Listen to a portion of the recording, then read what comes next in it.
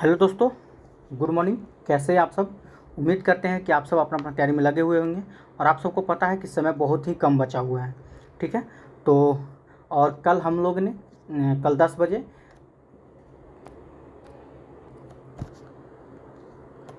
कल 10 बजे हम लोग ज्योग्राफी का जो एमसीक्यू था 480 एमसीक्यू, इसको हम लोग ख़त्म कर चुके हैं। ठीक है, और इसके बाद जो है अब आपका अगला नंबर जो है आपका इकोनॉमिक्स का बचा हुआ है। ठीक है, लेकिन हाँ, इसमें थोड़ा सा समय लगेगा, ज़्यादा नहीं, 5-6 दिन का समय लेना चाहेंगे। ठीक है, इकोनॉमिक्स का भी हम करवा देंगे। क्यों? क्योंकि अभी जो है अभी हम आप लोग का यूडिटेरिया का सेट चला रहे हैं, तो इसको भी प्रत्येक दिन चलने देते हैं। इसके बाद हम जैसे ही मौका मिलता है तो आप लोग का हम अर्थव्यवस्था यानी कि इकोनॉमिक्स का भी हम आप लोग को सेट चला देंगे। ठीक है, आपको टेंशन नहीं लेना है, पूरा बुक का हम कवर करवा देंगे। चलिए, तो शुरू करते हैं आज का। तो उम्मीद करते हैं कि कल रात में जो आप लोग को क्वेश्चन भेजा गया था, ठीक है, आइए देखते हैं। देखिए, कल रात में आप लोग का सेट 3, ये जो देख रहे हैं एनसीईआरटी का जो सेट है, ये 3 सेट आप लोग को भेज दिया गया था। ठीक है, अगर आप बना लिए हैं तो आप अब इसका आप आंसर मिला सकते हैं। अगर आप नहीं भी बनाए हैं तो कोई बात नहीं है, आप इसको डायरेक्ट देख सकते हैं। लेकिन कोशिश यही कीजिए, देखिए हमारा कहने का मतलब क्या था, कोशिश यही कीजिए कि आप इसको पहले खुद से बनाइए। ठीक है, इसको जब तक आप खुद से बनाएंगे नहीं तब तक कुछ समझ में नहीं आएगा आपको। ठीक है, तो उम्मीद कीजिए कि आपको खुद से बनाना है उसके बाद, क्योंकि हम प्रत्येक दिन रात में 8 बजे क्यों भेजते हैं? आपको बनाने के लिए भेजते हैं। अगर अभी तक आप हमारे टेलीग्राम ग्रुप में नहीं जुड़े हैं तो जाइए, इस वीडियो के डिस्क्रिप्शन लिंक में पहले टेलीग्राम ग्रुप का लिंक दिया हुआ है, उसको पहले ज्वाइन कर लीजिए। ठीक है, और वहाँ से आप इसको आराम से प्रत्येक दिन का सेट आप बना सकते हैं। चलिए, ज़्यादा समय नहीं लेना चाहते हैं और वीडियो की शुरुआत करना चाहते हैं, क्योंकि समय ऑलरेडी हम लोग पास बहुत ही कम बचा हुआ है। आइए, तो पहला प्रश्न है आपके स्क्रीन पे, लेकिन वीडियो शुरू करने से पहले, ठीक है, कि अभी तक अगर आप हमारा चैनल को सब्सक्राइब नहीं किए तो पहले चैनल को सब्सक्राइब कर लीजिएगा और बेल आइकन दबाना नहीं भूलिएगा। चलिए देखते हैं पहला प्रश्न क्या कहता है कि औपनिवेशिक शासन में, ठीक है, अंग्रेजों द्वारा जंगल काटने के क्या कारण थे? तो औपनिवेशिक शासन में अंग्रेजों के द्वारा जंगल काटने के क्या कारण थे? आइए देखते हैं क्या क्या कारण थे। देखिए, शाही नौसेना हेतु लकड़ी की आपूर्ति के लिए, तो बिल्कुल सही है। रेल लाइनों के प्रसार के लिए लकड़ी काटा जाता था, तो ये भी सही है। व्यावसायिक कृषि बागानों के प्रसार के लिए, तो ये भी सही है। यानी कि कह सकते हैं इसका तीनों का तीनों पॉइंट जो दिया हुआ है तीनों का तीनों सही है, यानी कि ऑप्शन नंबर डी आपका बिल्कुल राइट आंसर हो जाएगा। चलिए क्वेश्चन नंबर 2 क्यों चलते हैं। 2 नंबर प्रश्न क्या कहता है, आइए देखते हैं। 2 नंबर प्रश्न है आपका कि भारतीय वन सेवा की स्थापना किस वर्ष की गई? ठीक है, यही बहुत अच्छा प्रश्न है कि भारतीय वन सेवा की स्थापना किस वर्ष किया गया था? तो याद रखिएगा, ये आपका 1864 में किया गया था। ऑप्शन नंबर आपका सी बिल्कुल राइट आंसर हो जाएगा। चलिए क्वेश्चन नंबर 3 क्यों चलते हैं। 3 नंबर क्वेश्चन क्या कहता है, आइए देखते हैं। देखिए, 3 नंबर प्रश्न आपका इंपीरियल फॉरेस्ट रिसर्च इंस्टीट्यूट के संबंध में निम्नलिखित कथनों पर विचार करें।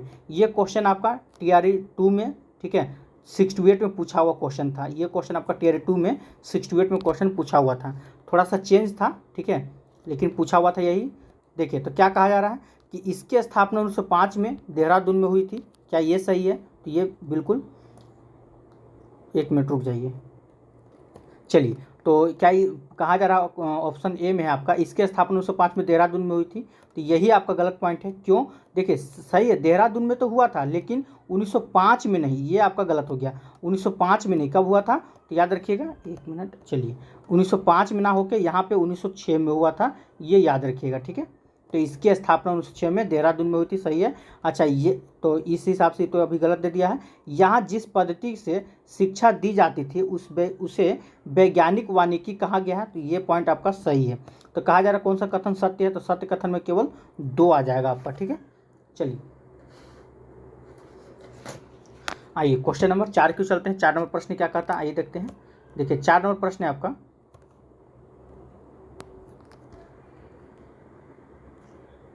चलिए, वन अधिनियम 1878 के संबंध में निम्नलिखित कथनों पर विचार करें। तो वन अधिनियम 1878 के संबंध में देखते हैं क्या कहा जा रहा है। यहाँ कहा जा रहा है कि जंगल को 3 श्रेणियों में विभाजित किया गया, आरक्षित, सुरक्षित, ठीक है, एवं ग्रामीण। क्या ये पॉइंट सही है? ठीक है, तो देखा जाए तो ये पॉइंट बिल्कुल आपका सही है। जंगलों को 3 भागों में बांटा गया था। पहला हो जाएगा आपका आरक्षित, सुरक्षित और ग्रामीण। दूसरा पॉइंट क्या कह रहा है कि सबसे अच्छे जंगल को आरक्षित वन कहा गया।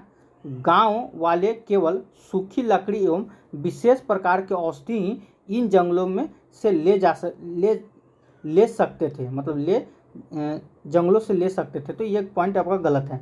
ठीक है, केवल देखिए यहाँ पे क्या कर रहा है, विशेष प्रकार के औषधि वाले को ही आप वो घर ले जा सकते थे, तो ये पॉइंट गलत है, इसलिए इसका कथन राइट आंसर हो जाएगा ऑप्शन नंबर आपका ए।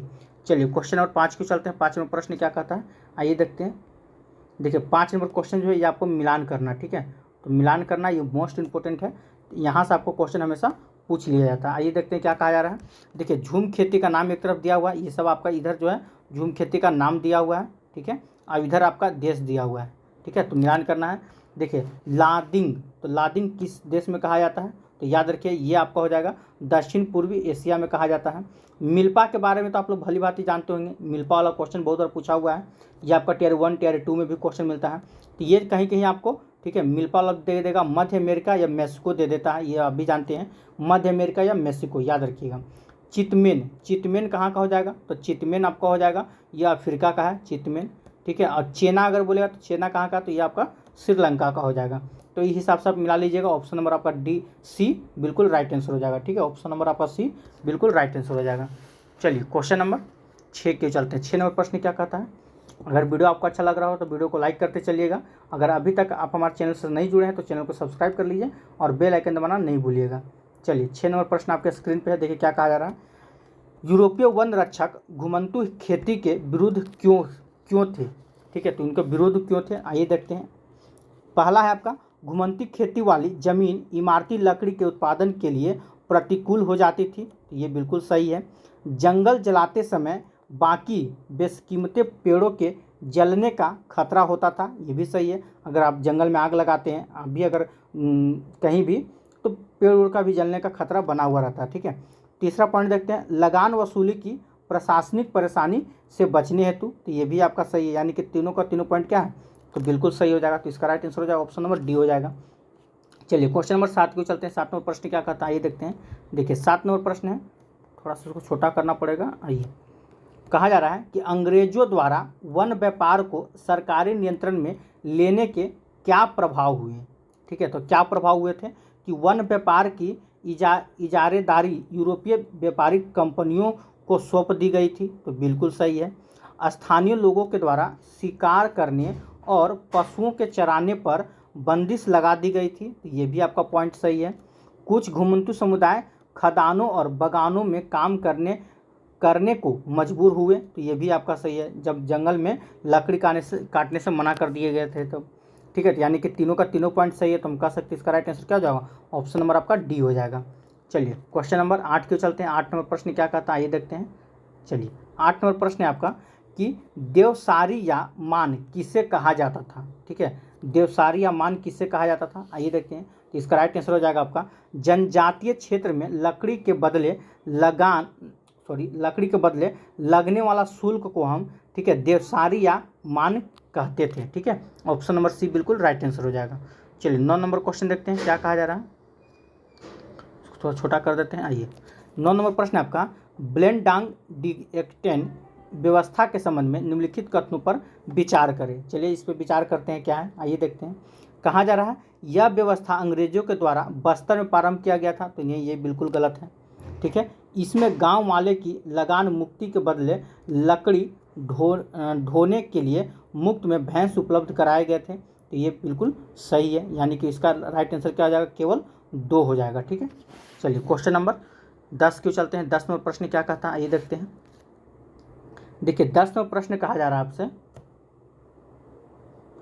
आइए, सरना, देवरा, कुडू, कान, राई इत्यादि क्या थे, तो ये जो थे ये क्या थे, तो याद रखिएगा ये सभी जनजाति लोगों के लिए पवित्र बगीचा, ठीक है, मतलब कि बगीचा था, गार्डन था, ठीक है।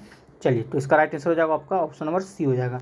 11 नंबर क्वेश्चन को चलते हैं। 11 नंबर प्रश्न क्या कहा जा रहा है, देखिए ये भी आपको मिलान करना है, इसको थोड़ा छोटा कर देते हैं, आइए देखते हैं।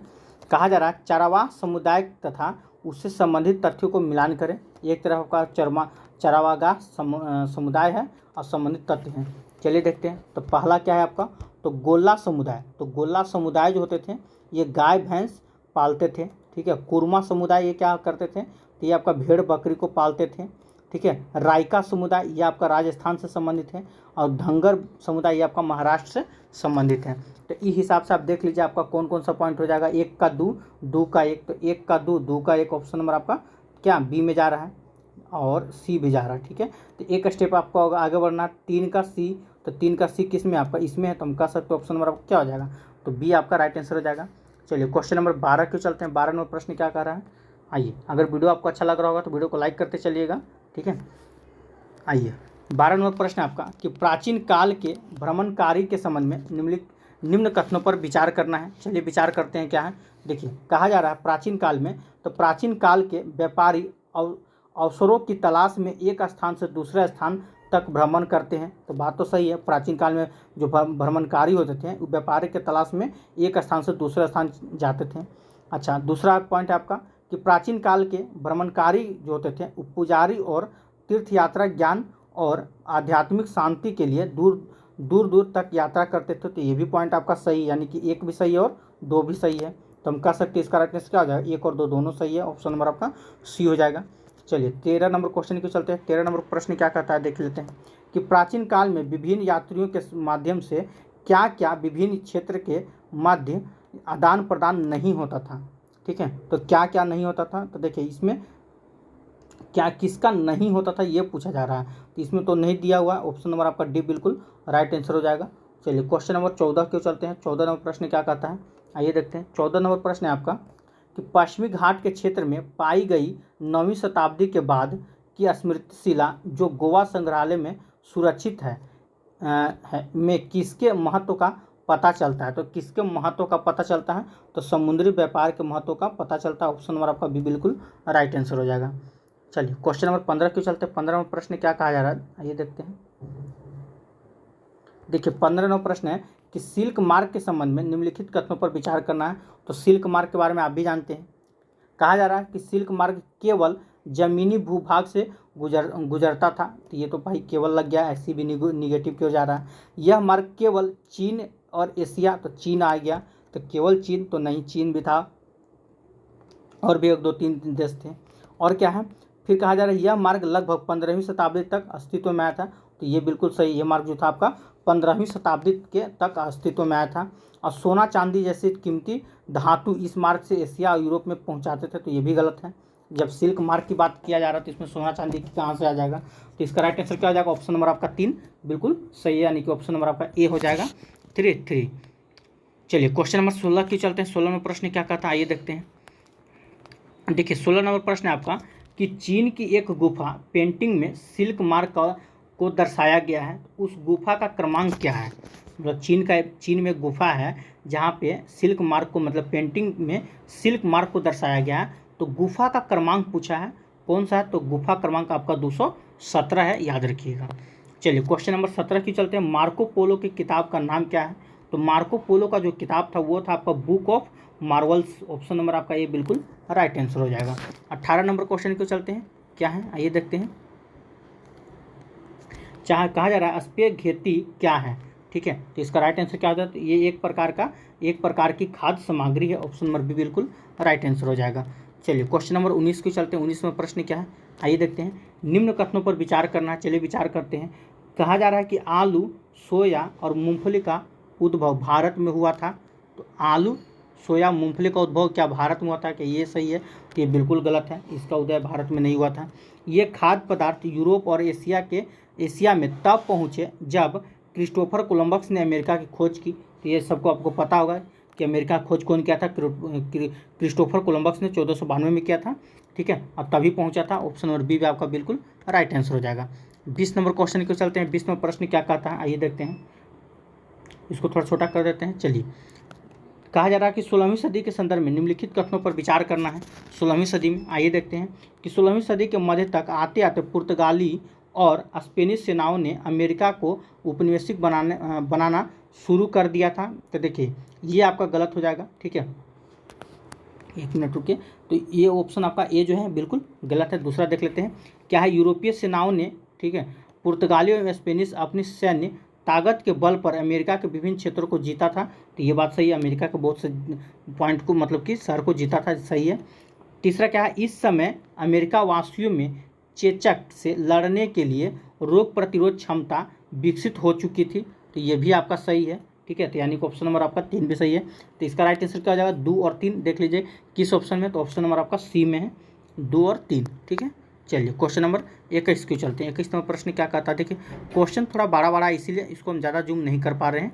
आइए, कहा जा रहा है 19वीं शताब्दी में अर्थशास्त्रियों ने अंतर्राष्ट्रीय आर्थिक विनिमय में 3 तरह की गतियों का या प्रवाहों का उल्लेख किया है। वो 3 तरह के प्रवाह में कौन कौन आते हैं, आइए देख लेते हैं। तो देखिए, एक है आपका पूंजी, एक है आपका भूमि, ठीक है। यानी कि यहाँ तो आपका 2 गो मिल रहा है लेकिन व्यापार नहीं मिल रहा है, ठीक है। तो इसका राइट आंसर क्या हो जाएगा, 1 और 2 बिल्कुल राइट आंसर हो जाएगा, ठीक है। चलिए 1 मिनट रुक जाइएगा, 1 मिनट रुक जाइए, यहाँ पे थोड़ा हम गलत टिक लगा दिए हैं। आइए देखिए, तो इसमें कहा जा रहा है कि 3 तरह का, ठीक है, 3 तरह का गतियों का प्रवाह था। तो कौन कौन, तो देखिए पहला तो आपका व्यापार था, सही है। दूसरा आपका पूंजी था, ठीक है। और तीसरा जो था वो आपका श्रम था, ठीक है। तीसरा क्या था, तो तीसरा आपका श्रम था, ठीक है। लेकिन यहाँ पे श्रम की जगह पे क्या दे दिया, भूमि, तो ये तो नहीं होगा। तो व्यापार और पूंजी यानी कि 1 और 2 हो जाएगा, तो इसका राइट आंसर 1 और 2 हो जाएगा। तीसरा में क्या था, तो श्रम, याद रखिएगा। चलिए 22 नंबर क्वेश्चन को चलते हैं। 22 नंबर प्रश्न क्या कहता है, देखिए 22 नंबर प्रश्न आपका कि औपनिवेशिक सरकार ने किस वर्ष अपराधी जनजाति अधिनियम पारित किया, ठीक है। तो किस वर्ष किया था, तो याद रखिए ये आपका 1871 में किए थे। ऑप्शन नंबर आपका सी बिल्कुल राइट आंसर हो जाएगा। चलिए क्वेश्चन नंबर 23 क्यों चलते हैं। आइए, अगर वीडियो आपको अच्छा लग रहा हो तो वीडियो को लाइक करते चलिएगा और अपने दोस्त अपने मित्र के पास वीडियो जरूर शेयर कीजिएगा, ठीक है। चलिए क्वेश्चन नंबर थोड़ा सा नीचे कर लेते हैं। आइए 23 में कितना छोटा करना पड़ेगा यार, चलिए अब ठीक है, दिख रहा है। आइए, कहा जा रहा है 23 नंबर कि चरवाही टैक्स के संबंध में निम्नलिखित कथनों पर विचार करें, ठीक है। तो चरवाही टैक्स के संबंध में निम्नलिखित कथनों पर विचार करना, चलिए विचार करते हैं क्या क्या है, आइए देखते हैं। पहला ऑप्शन कहा जा रहा है कि चरवाह से, ठीक है, चारागाहों से चरने वाले प्रत्येक जानवर पर टैक्स वसूला जाता था, तो बिल्कुल सही है। प्रारंभ में अंग्रेज स्वयं ही अपने कारिंदों से टैक्स वसूलते थे, मगर बाद में यह काम ठेकेदार के माध्यम से किए जाने लगा, क्या ये सही है, तो ये बिल्कुल गलत है। किसी चारागाह में दाखिल होने से पहले चरवाहों के पास दिखाकर टैक्स अदा करना पड़ता था, तो ये भी आपका सही है। यानी कि 1 और 3 इसका बिल्कुल राइट आंसर हो जाएगा, तो ऑप्शन नंबर आपका ये बिल्कुल राइट आंसर हो जाएगा। चलिए क्वेश्चन नंबर चलते हैं 24 के। 24 में प्रश्न क्या कहा जा रहा है, देखिए। आइए, चरवाही टैक्स से क्या प्रभाव हुआ, तो चरवाही टैक्स से क्या प्रभाव हुआ था, आइए देखते हैं। तो पहला कहा जा रहा है चरगाहों का स्तर गिरने लगा, तो बात तो सही है। जानवर बड़ी संख्या में मरने लगे थे, तो ये भी सही है। यानी कि ए और 2 दोनों आपका सही है, तो ऑप्शन नंबर आपका सी बिल्कुल राइट आंसर हो जाएगा। अगला देखते हैं क्वेश्चन नंबर 25 क्या कहा जा रहा है। चलिए 25 नंबर है कि मासाई लैंड के संबंध में निम्नलिखित कथनों पर विचार करें, चलिए विचार करते हैं। कहा जा रहा है यह इथोपिया से लेकर तंजानिया तक फैला था, तो ये बिल्कुल गलत है। औपनिवेशिक ताकतों ने मासाई लैंड का विभाजन कर दिया था, तो ये बिल्कुल सही है, ठीक है। तो इसका राइट आंसर क्या जाएगा, ऑप्शन नंबर आपका भी बिल्कुल राइट आंसर हो जाएगा। चलिए क्वेश्चन नंबर 26 क्यों चलते हैं। 26 में प्रश्न क्या कहता है, आइए देखते हैं। 26 में प्रश्न कहा रहा है आपसे, चलिए औपनिवेशिक शासन तथा मसाइयों के संबंध में निम्नलिखित कथनों पर विचार करना है, चलिए विचार करते हैं। क्या कहा जा रहा है कि औपनिवेशिक सत्ता के हस्तक्षेप के कारण वरिष्ठ जानों और योद्धाओं की परंपरागत उम्र आधारित संस्था पूरी तरह समाप्त हो गई थी, क्या ये सही है, तो ये बिल्कुल गलत है, ठीक है। औपनिवेशिक आगे क्या है, ऑप्शन नंबर 2 देख लीजिए। अमीर और गरीब चरवाहों के बीच भेदभाव बढ़ गया था, तो ये बिल्कुल सही है। यानी कि औपनिवेशिक शासन तथा मसाइयों के संबंध में कहा जा रहा है कि अमीर और गरीब चरवाहों के बीच जो था भेदभाव बढ़ गया था, ठीक है। तो यानी कि ऑप्शन नंबर आपका भी बिल्कुल राइट आंसर हो जाएगा। 27 नंबर क्वेश्चन को चलते हैं। 27 में प्रश्न क्या कहा जा रहा है, आइए देखते हैं कि राष्ट्रवाद की पहली स्पष्ट अभिव्यक्ति फ्रांस की क्रांति को क्यों माना जाता है, ठीक है। तो क्यों माना जाता है, आइए देखते हैं। कहा जा रहा है कि प्रभुसत्ता राजतंत्र से निकलकर फ्रांसीसी नागरिकों के समूह में हस्तांतरित हो गई थी, तो बिल्कुल सही है। सामूहिक पहचान की भावना विकसित होने के कारण, ये भी आपका सही है। तीसरा देख लेते हैं, नए फ्रांसीसी झंडे के कारण जिनसे पुराने राष्ट्रध्वज की जगह ले ली थी, तो ये भी आपका बिल्कुल सही है। तो इसका राइट आंसर क्या हो जाएगा, 1 2 3, तीनों का तीनों पॉइंट आपका सही है। चलिए क्वेश्चन नंबर 28 क्यों चलते हैं। 28 नंबर प्रश्न क्या कहता है, देखिए 28 नंबर क्वेश्चन है आपका नेपोलियन के नागरिक संहिता में निम्न प्रावधान थे। तो नेपोलियन की नागरिक संहिता में कितने प्रावधान थे, आइए देखते हैं क्या क्या प्रावधान था। देखिए, कहा जा रहा है कि जन्म पर आधारित विशेषाधिकार समाप्त कर दिया गया था, तो बिल्कुल सही है। कानून के समक्ष बराबरी और संपत्ति के अधिकार को सुरक्षित बनाया गया, तो ये भी आपका सही है। इस संहिता को फ्रांसीसी नियंत्रण के अधीन क्षेत्र में भी लागू किया गया था, तो ये भी सही है। यानी कि कह सकते हैं तीनों का तीनों पॉइंट आपका क्या है, तो बिल्कुल सही है। यानी कि इसका राइट आंसर हो जाएगा option number D. Question number 29 क्यों चलते हैं। 29वां प्रश्न क्या कहा जा रहा है, देखिए 29वां प्रश्न है आपका, हेस्बर्ग साम्राज्य के संबंध में निम्नलिखित कथनों पर विचार कीजिए। चलिए विचार कीजिए। देखिए, जितना क्वेश्चन है सारा आपका कथन निष्कर्ष वाला है और आपको हम सब में विचार करना पड़ेगा। कहा जा रहा है कि यह भाषी तथा बहुलनशली साम्राज्य था, तो ये बिल्कुल सही है। यह साम्राज्य ऑस्ट्रिया तथा हंगरी पर शासन करता था, तो ये भी सही है। यानी कि 1 और 2 दोनों सही है, तो ऑप्शन नंबर आपका सी हो जाएगा। चलिए क्वेश्चन नंबर 30 क्यों चलते हैं। 30 नंबर क्या कहता है, एले क्या था, तो एले क्या था, तो ये आपका हो जाएगा कपड़ा नापने का पैमाना था, ऑप्शन नंबर बी बिल्कुल राइट आंसर हो जाएगा। चलिए क्वेश्चन नंबर 31 क्यों चलते हैं। 31वां प्रश्न क्या कहता है, आइए देखते हैं। चलिए 31वां प्रश्न है, 1815 के बाद यूरोप में पुनः स्थापित रूढ़िवादी व्यवस्था की निम्नलिखित विशेषताएं थी, तो क्या क्या विशेषताएं थी अभी भी देखना है, आइए देखते हैं। तो याद रखिएगा, राजतंत्र था, चर्च था, सामाजिक उच्च नीच को बनाए रखना, ठीक है, ये भी आपका था। लेकिन निजी संपत्ति को राज्य के अधीन लगाना ये आपका नहीं था, तो हम कह सकते हैं इसका राइट आंसर क्या हो जाएगा, 1, 2 और 3 हो जाएगा। ऑप्शन नंबर आपका ये बिल्कुल राइट आंसर हो जाएगा। 32 नंबर क्वेश्चन की चलते हैं। 32वां प्रश्न क्या कहा जा रहा है, देखिए कहा जा रहा है जोसेफ मेजनी के संबंध में निम्नलिखित कथनों पर विचार करना है। चलिए विचार करते हैं। वह कार्बोनरी के गुप्त संगठन का सदस्य था, तो ये सबको पता है, ठीक है, ये तो सही है। उसने 2 और भूमिगत संगठनों की स्थापना की। पहला था बर्न में यंग इटली और दूसरा था मसाई में यंग यूरोप, क्या ये सही है। चलिए देखिए, तो देखिए यहाँ पे कैसे आपका दिमाग को घुमाया गया, क्योंकि आप पढ़े हुए हैं कि यंग यूरोप यंग इटली की स्थापना कौन किया था, तो जोसेफ मेजनी, यह भी पढ़े, सब कुछ पढ़ा हुआ है कि यंग इटली। देखिए यहाँ पे खेल आपके साथ हो रहा है कि यंग इटली, आप पढ़े यंग इटली और यंग यूरोप की स्थापना कौन किया था, तो जोसेफ मेजनी ने किया था, तो बिल्कुल सही। लेकिन यहाँ पे खेला क्या कर दिया, इसको समझिए। कह दिया कि यंग इटली की स्थापना बर्न में, तो ये हो गया गलत। यंग इटली की स्थापना कहाँ हुआ था, तो मार्सेई में, ठीक है, बात को समझिए। यंग इटली की स्थापना कहाँ हुआ था, तो मार्सेई में हुआ था। यंग यूरोप की स्थापना जब बोलेगा, ठीक है, देखिए फिर से, यंग इटली की स्थापना कहाँ हुआ था, तो मार्सेई में हुआ था। यंग यूरोप की स्थापना कहाँ हुआ था, तो बर्न में हुआ था। ऐसे रहता तो ये आपका ये पॉइंट सही हो जाता, लेकिन यहाँ तो उल्टा लिखा हुआ है, इसीलिए ये क्या हो गया, ये आपका गलत हो जाता है। इसमें केवल कौन सही है, केवल एक सही है, वह कार्बोनरी के गुप्त संगठन का सदस्य था, तो यही आपका सही है। तो कभी कभी ना कि इतना आपको घुमा के दे देगा कि आपको समझ में नहीं आएगा। आप पढ़े हुए हैं ये 1 लाइनर में कि जोसेफ मेजनी जो था यंग इटली की स्थापना, और एक तरफ ये यंग यूरोप की स्थापना कौन किया था, तो जोसेफ मेजनी ने, ठीक है। लेकिन यहाँ पे आपको घुमा के दे देता, इसीलिए इस पॉइंट को समझना होगा। चलिए तो क्वेश्चन नंबर 33 क्यों चलते हैं। 33वां प्रश्न क्या कहता है, आइए देखते हैं। देखिए 33वां प्रश्न है आपका, मेटरनिख ने किसे हमारी सामाजिक व्यवस्था का सबसे खतरनाक दुश्मन बताया है, ठीक है। तो किससे बताया है मेटरनिख ने, तो जोसेफ मेजनी को ही बताया है, ठीक है। चलिए, यूनान ओटोमन साम्राज्य से कब स्वतंत्र हुआ था, ये तो सबको पता है, ये आपका 1832 में हुआ था। चलिए क्वेश्चन नंबर 35 को चलते हैं। अगर आपको वीडियो अच्छा लग रहा होगा तो वीडियो को लाइक करते चलिएगा। अगर अभी तक आप हमारे चैनल से नहीं जुड़े हैं तो चैनल को सब्सक्राइब कर लीजिए, बेल आइकन दबाना नहीं भूलिएगा। देखिए क्या कहा जा रहा है, 35 नंबर क्वेश्चन है, रूमानीवाद के संबंध में निम्नलिखित कथनों पर विचार करें। चलिए विचार करते हैं। कहा जा रहा है, रूमानी कलाकारों और कवियों ने तर्क वितर्क और विज्ञान के महिमांडन की आलोचना की, तो ये पॉइंट बिल्कुल आपका सही है। अगला कहा जा रहा है कि वे एक साझा सामूहिक विरासत की अनुभूति और एक साझा सांस्कृतिक अतीत की राष्ट्र का आधार बनाना चाहते थे, क्या ये सही है, तो ये भी आपका सही है। यानी कि 1 और 2 दोनों आपका सही है, तो ऑप्शन नंबर आपका क्या हो जाएगा, ऑप्शन नंबर आपका सी बिल्कुल राइट आंसर हो जाएगा।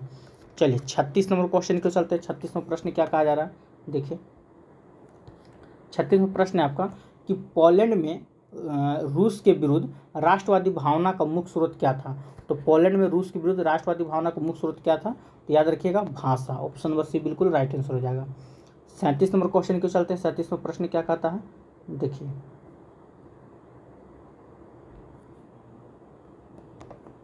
कहा जा रहा है 37 नंबर कि 1848 के प्रयास, एक मिनट थोड़ा सा नीचे करने दीजिए, कट जा रहा है आपका, अब ठीक है। आइए 1848 के प्रयास 1848 के फ्रांस की क्रांति के संबंध में निम्नलिखित कथनों पर विचार करना है कि 1848 के फ्रांस की क्रांति के संबंध में। चलिए विचार करते हैं क्या क्या है। देखिए कहा जा रहा है कि इस क्रांति के पीछे मुख्यतः आर्थिक कारण जिम्मेदार थी, तो बिल्कुल सही है। 1848 के फ्रांस की क्रांति के पीछे कौन जिम्मेदार था? तो आर्थिक कारण जिम्मेदार थी, तो बिल्कुल सही है। इस क्रांति के पश्चात 21 वर्ष से ऊपर सभी पुरुषों को मताधिकार मिल गया था, तो ये भी आपका सही है। राष्ट्रीय सभा को गणतंत्र घोषित कर काम के अधिकार की गारंटी दी गई थी, तो ये भी आपका सही है। यानी कह सकते इसका राइट आंसर क्या हो जाएगा, 1 2 3, यानी कि ऑप्शन नंबर आपका डी बिल्कुल राइट आंसर हो जाएगा। 38 नंबर क्वेश्चन क्यों चलते हैं, क्या कहा जा रहा है 38 नंबर। देखिए 38 नंबर प्रश्न है आपका कि सेंट पॉल चर्च में फ्रैंकफर्ट संसद का आयोजन किस वर्ष हुआ? ठीक है, तो किस वर्ष हुआ था? तो याद रखिएगा 1848 में होता। ऑप्शन नंबर आपका ये बिल्कुल राइट आंसर हो जाएगा। 39 नंबर क्वेश्चन क्यों चलते हैं, आइए देखते हैं 39 नंबर प्रश्न क्या कहता है। देखिए कहा जा रहा है कि जर्मनी के एकीकरण के संबंध में निम्नलिखित कथनों पर विचार करें। जर्मनी के एकीकरण के बारे में आइए देखते हैं क्या कहा जा रहा है कि ओटो ऑन बिस्मार्क ने ऑस्ट्रिया की सेना और नौकरशाही की मदद से जर्मनी का एकीकृत किया था, तो ये बिल्कुल गलत हो जाएगा आपका। दूसरा क्या है कि 7 वर्ष के दौरान प्रसा, डेनमार्क और फ्रांस से 3 युद्धों में ऑस्ट्रिया की जीत हुई और एकीकरण की प्रक्रिया पूरी हुई, तो ये भी आपका गलत है। यानी कि ना तो एक सही है ना तो 2 सही है, यानी कि आपको सत्य चुनना था, तो दोनों का दोनों क्या है, गलत ही है। चलिए 40 नंबर क्वेश्चन के चलते हैं, क्या कहा जा रहा है 40 नंबर। आइए 40 नंबर प्रश्न आपका इटली के एकीकरण के संबंध में सही मतलब के संबंध में सत्य कथन का चयन करना है। चलिए इटली का देखते हैं, इससे पहले हम लोग जर्मनी के एकीकरण को देखें, अभी हम लोग इटली के एकीकरण को देखते हैं। क्या कहा जा रहा है, कहा जा रहा है इटली के एकीकरण में जोसेफ मेजनी क्रांतिकारी आंदोलन के द्वारा इटली को गणराज्य बनाने के प्रयास किए, तो ये तो बिल्कुल सही है। जोसेफ मेजनी जो थे वो क्रांतिकारी आंदोलन के द्वारा इटली को गणराज्य बनाने का प्रयास किए थे, तो बिल्कुल सही है। अगला है आपका इसमें और क्या, तो जोसेफ गैरिबाल्डी के नेतृत्व में, ठीक है, भारी संख्या में सशस्त्र स्वयंसेवकों के युद्ध में हिस्सा लिया, तो ये भी आपका सही है। यानी कि 1 और 3 क्या है, सही है। ठीक है, तो आपको सही कथन का चुनाव करना था, तो ऑप्शन नंबर आपका सी बिल्कुल राइट आंसर हो जाएगा। चलिए 41 नंबर क्वेश्चन को चलते हैं। 41 नंबर प्रश्न क्या कहा जा रहा है, ये देखते हैं। देखिए 41 नंबर प्रश्न है आपका कि आयरलैंड को ब्रिटेन में कब सम्मिलित किया गया था। ठीक है, तो याद रखिएगा आयरलैंड को ब्रिटेन में कब सम्मिलित किया गया था, 1801 में किया गया था। ऑप्शन नंबर आपका डी बिल्कुल राइट आंसर हो जाएगा। ठीक है, चलिए क्वेश्चन नंबर 42 को चलते हैं, क्या कहा जा रहा है। देखिए प्रथम विश्व युद्ध ने भारतीय समाज पर क्या प्रभाव डाला, तो प्रथम विश्व युद्ध ने भारतीय समाज पर क्या प्रभाव डाला था, तो आइए देखते हैं। करों में वृद्धि की गई थी, तो बिल्कुल सही है। खाद्य पदार्थों का भारी अभाव पैदा हो गया था, तो ये भी सही है।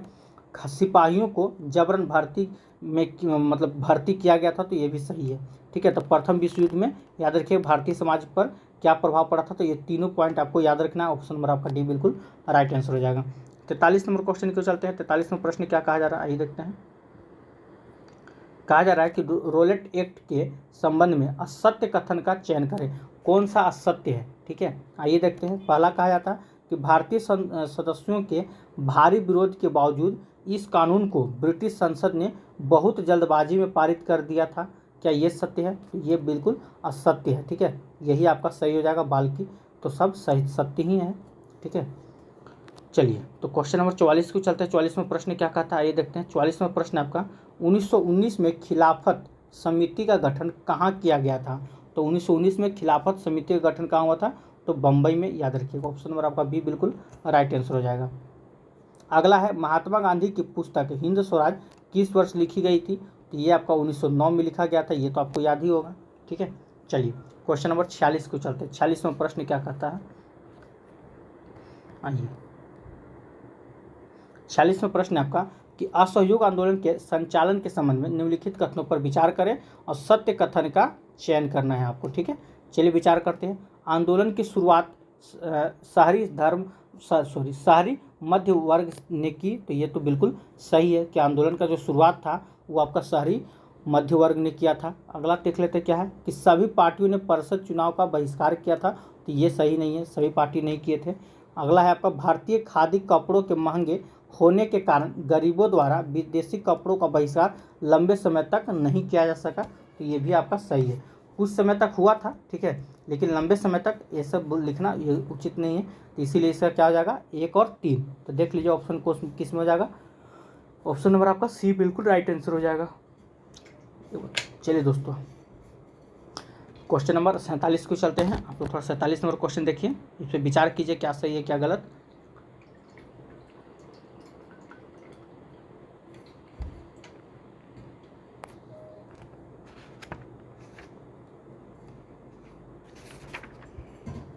चलिए तो 47 में प्रश्न देखते हैं क्या कहा जा रहा है। कहा जा रहा है कि अवध किसान सभा की गठन से संबंधित निम्नलिखित कथनों पर विचार कीजिए। किसके बारे में, अवध किसान सभा के बारे में। आइए देखते हैं। कहा जा रहा है कि इसका गठन जो था अक्टूबर 1920 में किया गया था, तो ये तो बिल्कुल सही है। अवध किसान सभा का गठन कब हुआ था, अक्टूबर 1920 में हुआ था, ठीक है। जवाहरलाल नेहरू, बाबा रामचंद्र एवं कुछ अन्य लोगों के नेतृत्व में इसका गठन हुआ था, तो ये भी आपका सही है। तीसरा देख लेते हैं। असहयोग आंदोलन के समय कांग्रेस नेताओं ने अवध किसान संघर्ष को इस आंदोलन में शामिल करने का प्रयास किया था, तो ये भी सही है। यानी कि इसमें तीनों का तीनों पॉइंट सही है। अब देखना है कि आंसर में क्या क्या दिया हुआ है, चलिए देखते हैं। आइए 47 का देख लेते हैं आंसर क्या है। देखिए यहाँ पे आपका आंसर हो जाएगा 47 का 1 2 3, ऑप्शन नंबर डी बिल्कुल राइट आंसर हो जाएगा। चलिए क्वेश्चन नंबर 48 को चलते हैं। 48 में क्या कहा जा रहा है कि गुड्डम विद्रोह के संबंध में निम्नलिखित कथनों पर विचार करें। चलिए विचार करते हैं क्या है गुड्डम के संबंध में। देखिए यह विद्रोह कर्नाटक के गुड्डम पहाड़ी में 1920 में प्रारंभ हुआ था, क्या ये सही है। तो ये क्वेश्चन जो है आपका ऑप्शन नंबर ये सही है। आइए देख लेते हैं। देखिए तो याद रखिएगा ये आपका बिल्कुल गलत है, ठीक है। ऑप्शन नंबर ए जो है ये आपका गलत है। क्यों, क्योंकि कर्नाटक में नहीं, ठीक है। यहाँ पे ये जो दे दिया इसलिए गलत हो गया। ये आंध्र प्रदेश के गुड्डम पहाड़ी में, ठीक है, 1920 के दशक में ये शुरू हुआ था, याद रखिएगा, ठीक है। चलिए तो यानी कि इसलिए यहाँ पे कर्नाटक दिया हुआ है, यहाँ पे हो जाता है आपका आंध्र प्रदेश। हम यहाँ पे एपी लिख देते हैं, यानी कि एपी यानी कि आंध्र प्रदेश, ठीक है। चलिए अगला क्वेश्चन, अगला पॉइंट को देखते हैं क्या कहा जा रहा है। यह एक प्रकार का गुरीला आंदोलन था जिसका नेतृत्व अल्लूरी सीताराम राजू ने किया था, तो ये बिल्कुल सही है, ठीक है। अगला है राजू महात्मा गांधी के महानतम के गुण गाते थे, तो ये भी आपका सही, यानी कि 2 और 3 सही हो जाएगा। तो 48 का देख लेते हैं क्या हो जाएगा 2 और 3 किस में, ऑप्शन नंबर आपका बी बिल्कुल राइट आंसर हो जाएगा। चलिए 49 नंबर क्वेश्चन के चलते हैं। 49वां प्रश्न क्या कहता है, इसको भी छोटा करना पड़ेगा। आइए देखिए कहा जा रहा है स्वराज पार्टी के संबंध में निम्नलिखित में से असत्य कथन, यहाँ पे हम गोल करना चाहेंगे असत्य कथन को, कि आपको असत्य कथन बताना है कि कौन सा असत्य कथन है। चलिए देखते हैं पहला ऑप्शन क्या कहता है। असहयोग आंदोलन के पश्चात राजनीति में सक्रिय होने के लिए कुछ कांग्रेस नेताओं ने कांग्रेस से पृथक एक अलग स्वराज पार्टी का गठन किया था, क्या ये जो है ये क्या है, ठीक है, यही आपका असत्य है, ठीक है। ऑप्शन नंबर आपका ए ही असत्य हो जाएगा, ठीक है। देखिए तो ये हो जाएगा आपका ऑप्शन नंबर ए, इसका बिल्कुल राइट आंसर हो जाएगा। चलिए क्वेश्चन नंबर 50 को चलते हैं। 50वां प्रश्न क्या है आइए देखते हैं।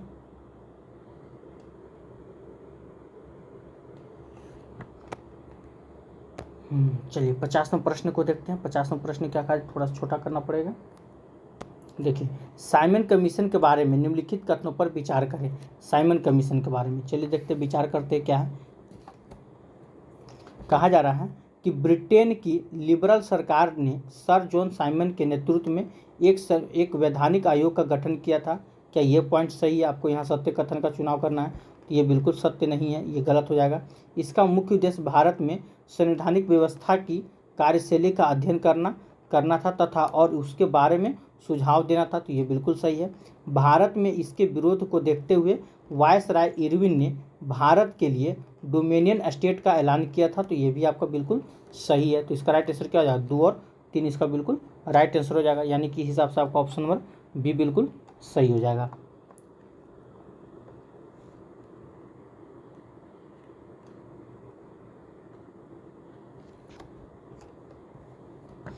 चलिए क्वेश्चन नंबर 51 के चलते 51वां प्रश्न क्या कहता है, आइए 51वां प्रश्न है आपका कि सविनय अवज्ञा आंदोलन को वापस लेते हुए गांधी जी ने इरविन के साथ कब समझौते पर हस्ताक्षर किया।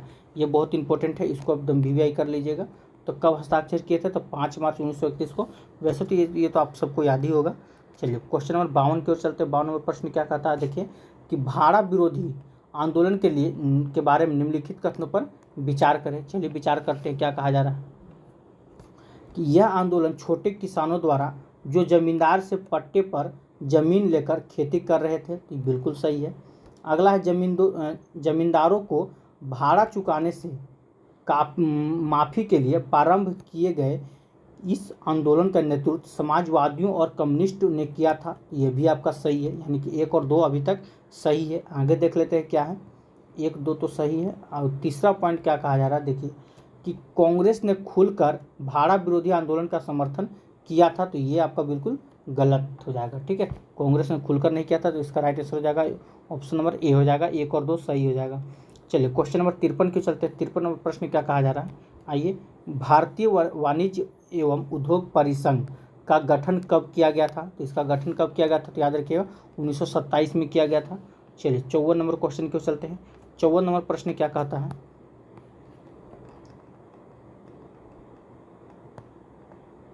छोटा करना पड़ेगा क्योंकि आपका इसमें क्वेश्चन बहुत बड़ा बड़ा दिया हुआ है। राष्ट्रीय आंदोलन में महिलाओं का भागीदारी से संबंधित निम्नलिखित कथनों पर विचार करें। ठीक है, तो चलिए विचार करते हैं क्या है। इसमें बताया जा रहा है कौन सा कथन, असत्य कथन का चुनाव करना है, असत्य। ठीक है, चलिए गांधी जी के आह्वान के बाद राष्ट्रीय आंदोलन में महिलाओं की भागीदारी बढ़ी थी, तो ये तो सही है। ठीक है, गांधी जी का आह्वान के बाद महिलाओं की संख्या बढ़ती जा रही थी। गांधी जी का मानना था कि घर चलाना, चूल्हा चौका संभालना, अच्छी माँ और अच्छी पत्नी की भूमिकाओं का निर्वहन करना और औरत का असली कर्तव्य है, तो ये भी सही है, गांधी जी का कहना था। तीसरा पॉइंट है कि कांग्रेस औरतों को महत्वपूर्ण जगह देने में हिचकिचाती थी, तो ये भी पॉइंट सही है। ठीक है, तो भाई असत्य चुनना था ना, लेकिन यहाँ पे तो कोई ऐसा पॉइंट असत्य दिखा ही नहीं, तो क्या हो जाएगा, ऑप्शन नंबर आपका डी हो जाएगा ना, उपयुक्त में से कोई नहीं। तो यहाँ पे क्या हो जाएगा, ऑप्शन नंबर आपका डी हो जाएगा। ठीक है, उपयुक्त में से कोई नहीं, क्योंकि तीनों का तीनों पॉइंट आपका सही है।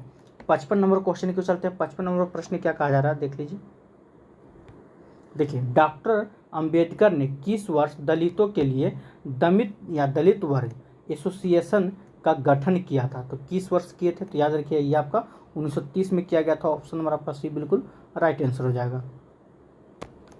ठीक है, चलिए क्वेश्चन नंबर 56 क्यों चलते हैं। 56 नंबर प्रश्न क्या कहा जा रहा है कि सन्यासी रूपी भारत माता की विख्यात छवि को सर्वप्रथम किसने चित्रित किया था, तो अविंद्रनाथ टैगोर ने किया था। ऑप्शन नंबर आपका बी बिल्कुल राइट आंसर हो जाएगा, याद रखिएगा अविंद्रनाथ टैगोर। चलिए क्वेश्चन नंबर 57 क्यों चलते हैं, थोड़ा छोटा कर देते हैं। आइए 57 नंबर प्रश्न क्या कहा जा रहा है कि उपनिवेश काल में भारतीय झंडे के संबंध में निम्नलिखित कथनों पर विचार करें। चलिए विचार करते हैं। 57 नंबर क्या है, कहा जा रहा है कि, एक मिनट रुक जाइए। चलिए दोस्तों, तो देख लेते हैं क्या कहा जा रहा है। आइए ऑप्शन को चेक कर लेते हैं। कहा जा रहा है कि इसमें आपको असत्य कथन का चुनाव करना है। ठीक है, पहले पॉइंट, आइए बंगाल में स्वदेशी आंदोलन के दौरान तिरंगा झंडा में, ठीक है, हरा रंग का, पीला रंग और लाल रंग थे, तो क्या ये सही है, तो ये बिल्कुल सही है। ठीक है, बंगाल में स्वदेशी आंदोलन 7 अगस्त या कितना, तो 1907 में हुआ था स्वदेशी आंदोलन। डेट पूरा याद नहीं आ रहा है। ठीक है, 1907 याद रखिएगा। उसमें जो तिरंगा का जो रंग था वो आपका हरा, पीला, लाल था, सही है। अच्छा, फिर दूसरा पॉइंट कहता है कि 1921 तक गांधी जी ने भी स्वराज का झंडा तैयार किया और उसमें जो रंग था सफ़ेद, हरा, लाल, क्या ये रंग था, तो ये भी आपका सही है। ठीक है, यानी कि दोनों का दोनों पॉइंट क्या है, सही है। लेकिन यहाँ आपको क्या चुनना है, असत्य कथन न चुनना है। तो कोई ऐसा मतलब कोई सही नहीं है, ये चुनना था। सब तो सही है, तो इसका राइट आंसर क्या हो जाएगा, ऑप्शन नंबर आपका डी हो जाएगा, ना तो 1 ना तो 2। चलिए क्वेश्चन नंबर 58 को चलते हैं। 58 क्या कहा जा रहा है, देख लीजिए। 58 नंबर है कि भारत छोड़ो आंदोलन का प्रस्ताव किस बैठक में पारित किया गया, ये तो सबको पता है, वर्धा। ठीक है, ऑप्शन नंबर बी बिल्कुल राइट आंसर हो जाएगा। अगला क्वेश्चन देखते हैं, क्वेश्चन नंबर 59 नंबर प्रश्न क्या है, देखिए 59 नंबर प्रश्न है आपका, इंक्विजिशन क्या थी। ठीक है। तो क्या था, तो एक रोमन कैथोलिक संस्था था। ऑप्शन नंबर ए बिल्कुल राइट आंसर हो जाएगा। 60 नंबर क्वेश्चन की ओर चलते हैं। 60 नंबर प्रश्न क्या कहा जा रहा है, देख लीजिए। छापखाना प्रगति का सबसे ताकतवर औजार है, इससे बन रही जनमत की आंधी में निरंकुशवाद उड़ जाएगा, यह किसने कहा था? ठीक है, कि किसका कथन था? तो याद रखिए ऑप्शन नंबर आपका सी, लुइस सेबास्टियन मर्सिये का था। ऑप्शन नंबर सी बिल्कुल राइट आंसर हो जाएगा। 61 नंबर क्वेश्चन को चलते हैं, क्या है? काल क्रमानुसार काल क्रम के साथ इसको निर्धारित करना है। चलिए देख लेते हैं। तो प्रेस का निर्माण धातु से होने लगा, बिल्कुल सही है पहला। बेलनाकार प्रेस का आविष्कार, फिर ठीक है।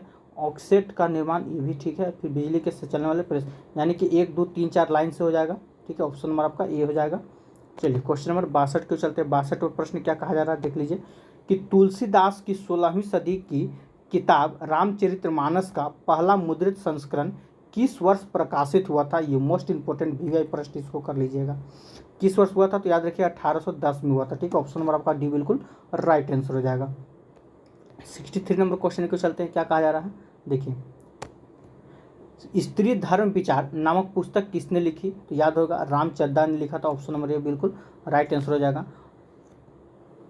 चलिए क्वेश्चन नंबर 64 को चलते हैं। 64वां प्रश्न क्या कहा जा रहा है, इसको थोड़ा सा छोटा करना होगा आपको, क्योंकि इसमें नहीं दिखेगा, पूरा ऑप्शन आपका कट जाएगा। चलिए क्या कहा जा रहा है 64 नंबर, मेसोपोटामिया के लेखन कला के संबंध में निम्नलिखित कथनों पर विचार करना है। चलिए विचार करते हैं क्या क्या है मेसोपोटामिया के संबंध में। देखिए कहा जा रहा है मेसोपोटामियाई लोग मिट्टी के पट्टिकाओं पर लिखते थे, तो यही आपका सही है। सत्य कथन का चुनाव करना। आगे देखते हैं, उनकी अकादी भाषा का स्थान का किलाकार सुमेरियन भाषा ने ले ली, तो ये गलत हो जाएगा। किलाकार चीन अंग्रेजी भाषा के स्वर एवं व्यंजन की तरह होता था, जिस कारण उनकी भाषा पढ़ी जा सकती थी, तो ये भी गलत हो जाएगा। यानी कि इसमें सिर्फ केवल आपका एक ही सही है, ठीक है। ऑप्शन नंबर आपका ए, ठीक है, बाकी सब गलत हो जाएगा। क्वेश्चन नंबर 65 के चलते हैं। 65वां प्रश्न क्या कहता है, देखिए 65वां प्रश्न कहा जा रहा है आपका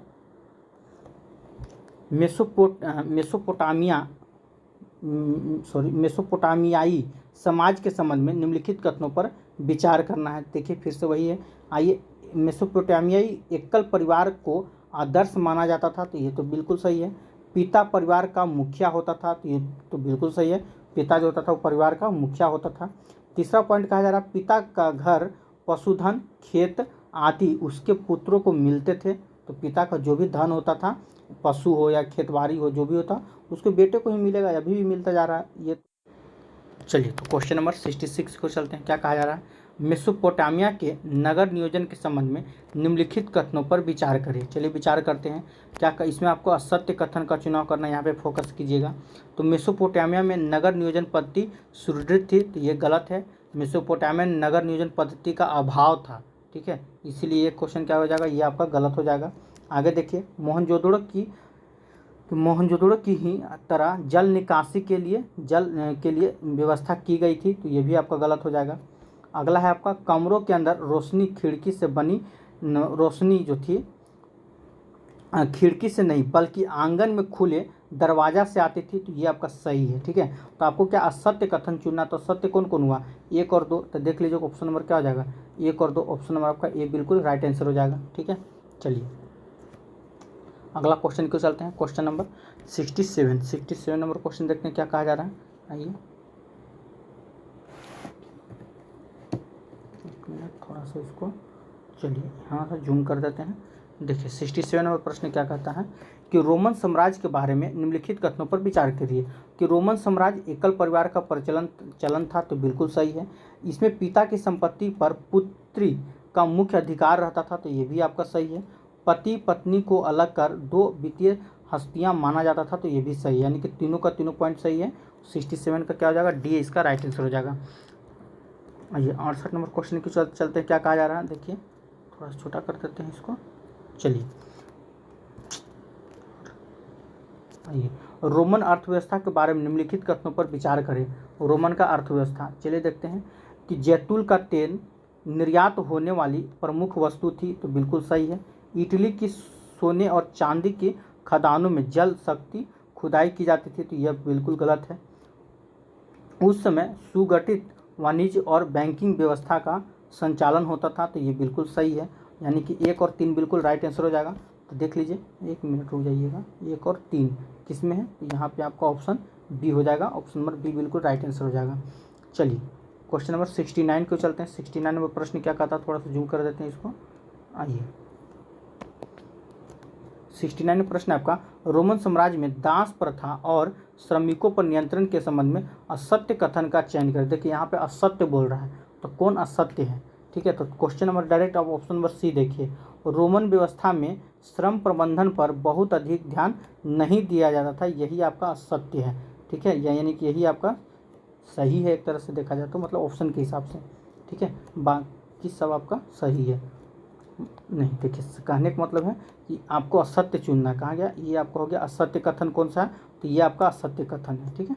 चलिए 70 नंबर क्वेश्चन को चलते हैं। 70 नंबर प्रश्न क्या है, मंगोल से संबंधित यास क्या था। अब देखिए मंगोल से संबंधित यास क्या था, तो याद रखिए मंगोल जनजाति की परंपरागत प्रथाओं का संकलन, ठीक है, ऑप्शन नंबर सी बिल्कुल राइट आंसर हो जाएगा।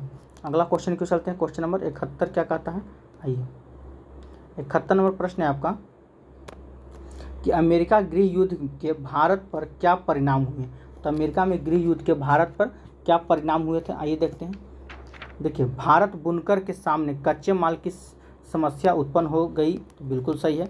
ब्रिटिश की निर्भरता भारतीय कृषि पर बढ़ गई, तो ये भी आपका सही है, ठीक है, यानी कि 1 और 2 दोनों पॉइंट क्या है आपका सही है। चलिए देखते हैं 72 का, सॉरी 71 का, तो क्या हो जाएगा 1 और 2, ठीक है, ऑप्शन नंबर आपका सी बिल्कुल राइट आंसर हो जाएगा।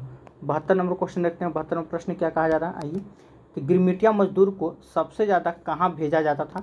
तो गिरमिटिया मजदूर को सबसे ज़्यादा कैरिबियाई देश में भेजा जाता था, ऑप्शन नंबर बी बिल्कुल आपका राइट आंसर हो जाएगा। चलिए 73 नंबर क्वेश्चन को चलते हैं। 73 नंबर प्रश्न क्या कहा जा रहा है, देखिए 18वीं सदी के अंत के दशक में ब्रिटेन की अर्थव्यवस्था के संदर्भ में निम्नलिखित कथनों पर विचार करें। चलिए विचार करते हैं, क्या हो जाएगा।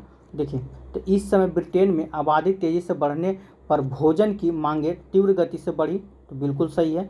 और क्या है इसका बाद कि इसके 73, आइए, उद्योगों के विकास ने कृषि उत्पादकों की मांग बढ़ा दी थी, तो ये भी आपका सही है, ठीक है। आगे देख लेते हैं क्या कहा जा रहा है। ब्रिटिश सरकार ने बड़े भूस्वामी के दबाव में मक्का के आयात पर पाबंदी मार्शल लॉ के तहत लगा दी थी। ब्रिटिश सरकार मक्का पे, तो देखिए मक्का पे तो पाबंदी जो तो लगा था, ये बात तो सच है, लेकिन पॉइंट क्या कहा जा रहा है यहाँ समझना होगा आपको। 1 मिनट देख लीजिए,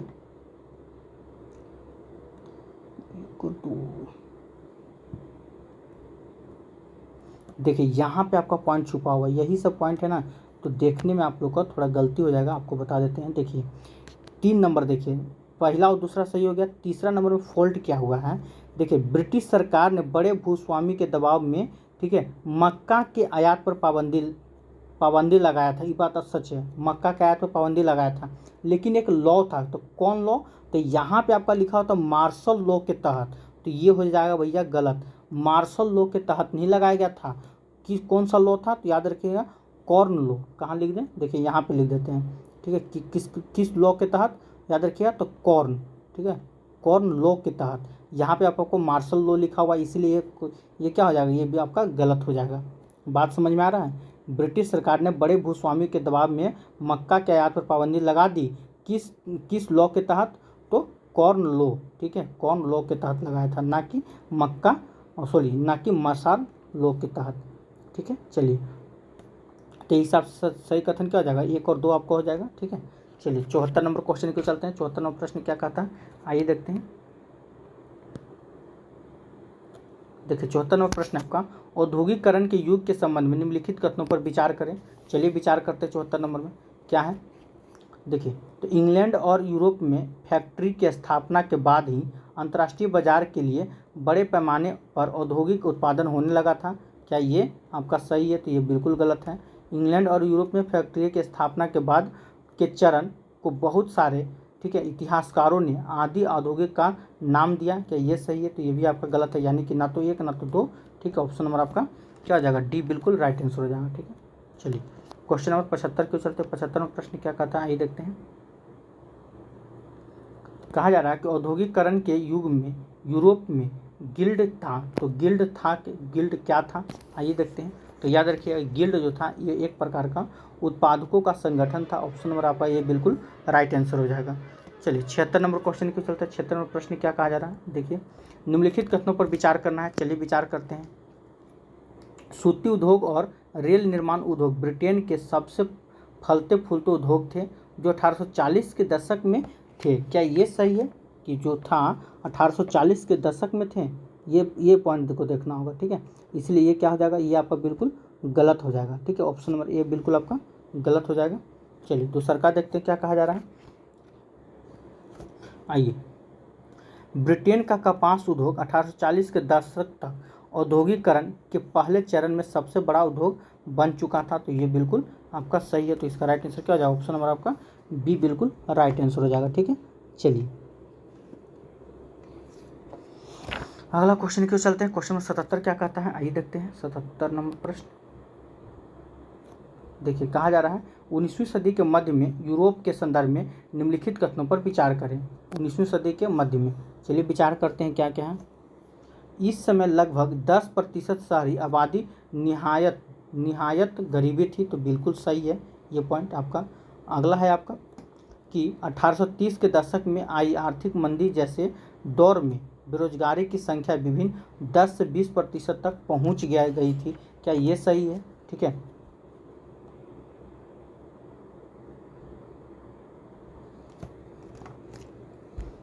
देखिए यहाँ पे क्वेश्चन आपका यहाँ पे क्या फोल्ड कर दिया है, ठीक है। 10 से 20% कहा जा रहा है, कहा गया, हाँ। तो ये जो है ना बेरोजगारी 10 से 20% नहीं थी, बेरोजगारी जो थी ये आपका बढ़कर, ठीक है, 35 से 70% हो गया था। कितना, तो 35 से 70, ठीक है, 70 या 75 लिख सकते हैं, 35 से 75% तक हो गया था। इसीलिए ये क्वेश्चन क्या हो जा रहा है, ये आपका बिल्कुल, ठीक है, यहाँ पे थोड़ा सा फॉल्ट हो गया 77 में, ये आपका हो जाएगा ऑप्शन में, ये आपका गलत हो जाएगा, ठीक है। याद रखिए 1830 के दशक में आई आर्थिक मंदी जैसे दौर में बेरोजगारी की संख्या विभिन्न क्षेत्रों में 10 से 20% तक पहुंच गई थी। नहीं, ये आपका 35 से 75% तक पहुंच गई थी। बेरोजगारी की मुख्य कारण उन उद्योगों में स्पिनिंग जेनिंग मशीन का इस्तेमाल भी था। तो ये तो सही है, ठीक है। ऑप्शन नंबर आपका 3 बिल्कुल राइट हो जाएगा। तो यानी कि इस हिसाब से क्या क्या हो जाएगा, ऑप्शन नंबर ए और ऑप्शन नंबर आपका 3 हो जाएगा, ठीक है। चलिए देख लेते हैं आंसर किस माध्यम से दिया हुआ है। देखिए तो ऑप्शन नंबर ए और 3 आपका बिल्कुल राइट आंसर हो जाएगा। चलिए 78 नंबर क्वेश्चन क्यों चलते हैं। 78 नंबर प्रश्न क्या कहता है,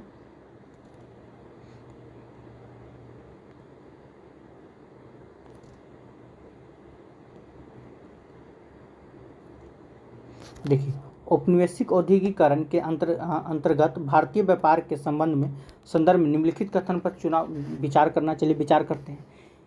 यार इसमें खाली विचार ही करना पड़ता है, दिमाग खराब हो जाता है। देखिए कहा जा रहा है कि थोड़ा सा इसको हम पतला कर लेते हैं।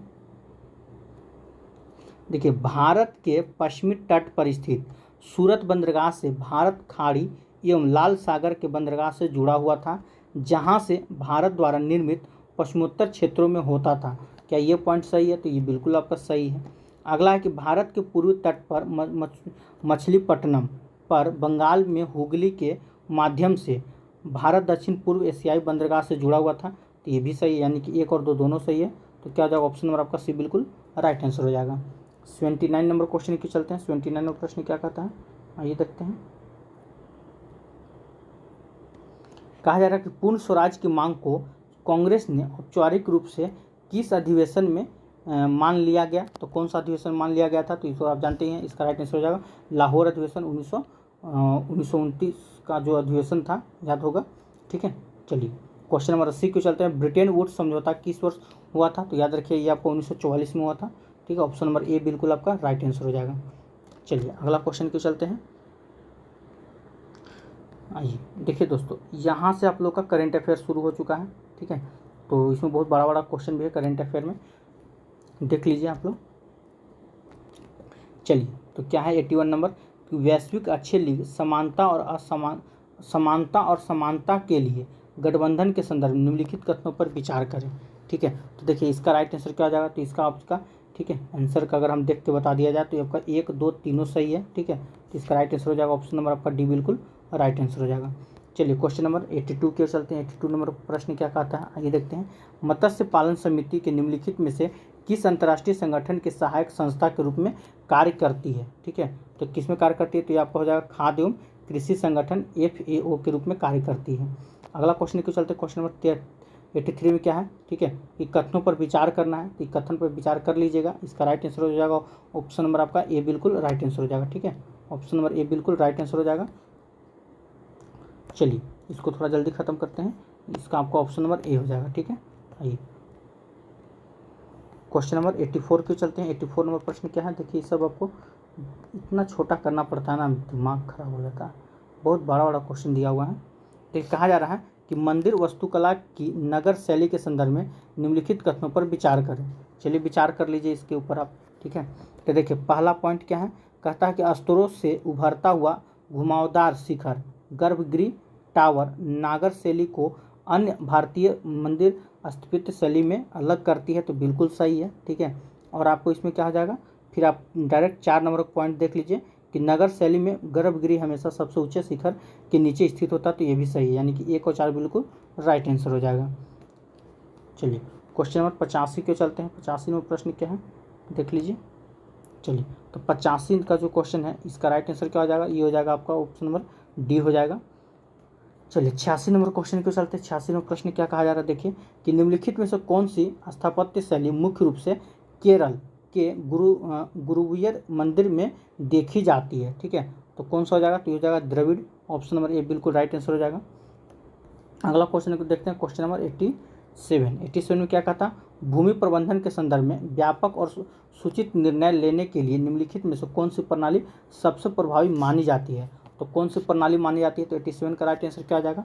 तो ये हो जाएगा आपका ऑप्शन नंबर ए हो जाएगा भौगोलिक सूचना प्रणाली, ऑप्शन नंबर ए आपका बिल्कुल राइट आंसर हो जाएगा।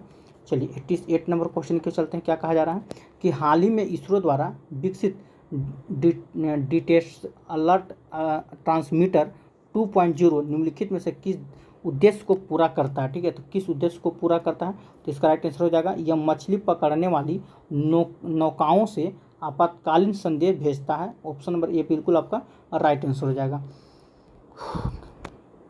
चलिए 89 नंबर क्वेश्चन को चलते हैं। देखिए इसमें आपको विचार करना है, तो विचार कर लीजिएगा। आपको इसका आंसर बता दिया जा रहा है, ऑप्शन नंबर आपका ए बिल्कुल राइट आंसर है। ठीक है, चलिए क्वेश्चन नंबर 90 के चलते हैं। 90 नंबर प्रश्न क्या है? देखिए ये भी बहुत बड़ा है यार, ये सब देख लीजिएगा करंट अफेयर आप लोग। ठीक है, इसमें इतना बड़ा है यार, छोटा भी करने पे दिखेगा ही नहीं आप लोग को। देखिए इतना छोटा करना पड़ा तब जाके इसको पढ़ने में भी दिक्कत है। ठीक है, तो इसका डायरेक्ट आंसर आप लोग को बता दिया जाता है। 90 का इसका राइट आंसर हो जाएगा कथन 1A। ठीक है, चलिए थोड़ा सा हम पहले आपको जूम कर देते हैं, ये देख लीजिए। पहले आप कथन को देख लीजिए, ठीक है, इसके बाद आप लोग इसको देख लीजिएगा। ठीक है, चलिए 91 नंबर क्वेश्चन को चलते हैं। 91 प्रश्न क्या है? सब उसी प्रकार से है, कथन निष्कर्ष से भरा हुआ है एकदम। देखिए 91 नंबर है, भारत और फ्रांस के संदर्भ में निम्नलिखित में से कौन सा कथन सही है? चलिए तो 91 का राइट आंसर क्या हो जाएगा देख लीजिएगा। ये हो जाएगा आपका, इसको इधर ले आते हैं, 2 और 3 बिल्कुल राइट हो जाएगा। 2 और 3 इसका बिल्कुल राइट आंसर हो जाएगा। चलिए 92 नंबर क्वेश्चन के चलते हैं। 92 प्रश्न क्या कहता है देखिए, आइए 92 नंबर देख लेते हैं। वाहन निकास से निकलने वाली निम्नलिखित गैसों में से कौन सी मुख्य रूप से जमीनी स्तर पर ओजोन और धुंध के निर्माण में योगदान करती है? ठीक है, तो कौन करती है? ये हो जाएगा आपका नाइट्रोजन डाइऑक्साइड NO2। ठीक है, ऑप्शन नंबर आपका बी बिल्कुल राइट आंसर हो जाएगा। चलिए 93 नंबर क्वेश्चन को चलते हैं। देखिए 93 नंबर प्रश्न क्या है? निम्नलिखित में से किस कारण से गिद्ध को पर्यावरणीय स्वास्थ्य के लिए एक संकेतक प्रजाति माना जाता है? ठीक है, किस कारण से? तो उनकी उपस्थिति एक संतुलित खाद्य जाल का प्रतीक है, ऑप्शन नंबर आपका सी बिल्कुल राइट आंसर हो जाएगा। चलिए विचार करना है। ठीक है, देखिए क्या कहा जा रहा है 94 नंबर में, यह सिंधु नदी के बाएं किनारे की सहायक नदी है। ठीक है, तो क्या ये सिंधु नदी के बाएं मतलब किसके बारे में कहा जा रहा था? तो यहाँ पे आप देख लीजिए किस नदी का वर्णन ऊपर में किया गया है। ठीक है, तो ऊपर में किस नदी का वर्णन? तो जास्कर नदी के बारे में आप देखिए। जास्कर नदी के बारे में कहा गया है, क्या कहा गया है कि जास्कर नदी जो है इस सिंधु नदी के बाएं किनारे के सहायक नदी है, तो बिल्कुल सही हो जाएगा इसका। ठीक है, चलिए अगला क्वेश्चन क्यों चलते हैं, क्वेश्चन नंबर 95। 95 क्या कहा जा रहा है, देखिए 95 नंबर प्रश्न है आपका, यार ये सब यही ना दिक्कत है। चलिए 95 का राइट आंसर देख लीजिए, इसका आपका बी हो जाएगा। आइए 96 भी देखिए यहाँ पे है, 96 का राइट आंसर हो जाएगा आपका, ऑप्शन नंबर हम बता देते हैं, ठीक है, सी इसका बिल्कुल राइट आंसर हो जाएगा। चलिए 97 नंबर क्वेश्चन देख लेते हैं। 97 नंबर क्या कहा जा रहा है कि निम्नलिखित में से कौन सा अंतर्राष्ट्रीय संगठन मुख्य रूप से ग्लोबल साउथ में विकास से संबंधित मुद्दों को संबंधित करने पर केंद्रित है, ठीक है, तो कौन है, तो इसका हो जाएगा आपका संयुक्त राष्ट्र विकास कार्यक्रम, ठीक है, UNDP। चलिए अगला क्वेश्चन को चलते हैं। क्वेश्चन नंबर 98 नंबर क्या कहा जा रहा है, देखिए कि किस राज्य में डॉक्टर भीमराव अम्बेडकर की 125 फीट ऊंची कांस्य प्रतिमा का उद्घाटन किया गया, इसको एकदम BBI कर दीजिएगा, ठीक है, ये एकदम पूछने लायक क्वेश्चन है, याद रखिएगा, ये कहाँ पे किया गया है, आंध्र प्रदेश में। अगला क्वेश्चन देखिए, प्रधानमंत्री नरेंद्र मोदी ने महाराष्ट्र के किस शहर में 8 अमृत परियोजनाओं का शुभारंभ किया है, ठीक है, तो सोलापुर, ऑप्शन नंबर डी बिल्कुल राइट आंसर हो जाएगा। और आई सेट का लास्ट प्रश्न है आपका, देख सकते हैं, इसका आंसर आप लोग को बताना है। अगर आप अभी तक वीडियो में बने हुए हैं तो इसका आंसर देने की कोशिश कीजिएगा कि भारत की पहली सौर ऊर्जा संचालित नाव किस नदी में संचालित की जाएगी, ठीक है, इसका आंसर आप लोग को बताना है, ठीक है, तो कमेंट बॉक्स में इसका आंसर जरूर बताइएगा, फिर हम आपको बता देंगे इसका राइट आंसर क्या हो जाएगा। तो आज के लिए इतना ही। इस प्रकार से दोस्तों हमारा सेट नंबर 3 आज ख़त्म होता है। कल हम लोग इसका सेट नंबर 4 क्यों चलेंगे, ठीक है, ये देख सकते हैं, ये आपका सेट नंबर 3 था, ये आप लोग का ख़त्म हो चुका है। और अभी तक अगर आप हमारे टेलीग्राम में नहीं जुड़े हैं तो टेलीग्राम ग्रुप में ज्वाइन कर लीजिए, क्योंकि सेट नंबर 4 जो होगा, ठीक है, सेट नंबर 4 जो होगा इसका PDF आपको हमारा टेलीग्राम ग्रुप में रात को 8 बजे भेज दिया जाएगा, ठीक है, तो जब तक टेलीग्राम ग्रुप को नहीं ज्वाइन कीजिए तब तक PDF आपको प्राप्त नहीं होगा। तो आज के लिए इतना ही। जय हिंद, जय भारत।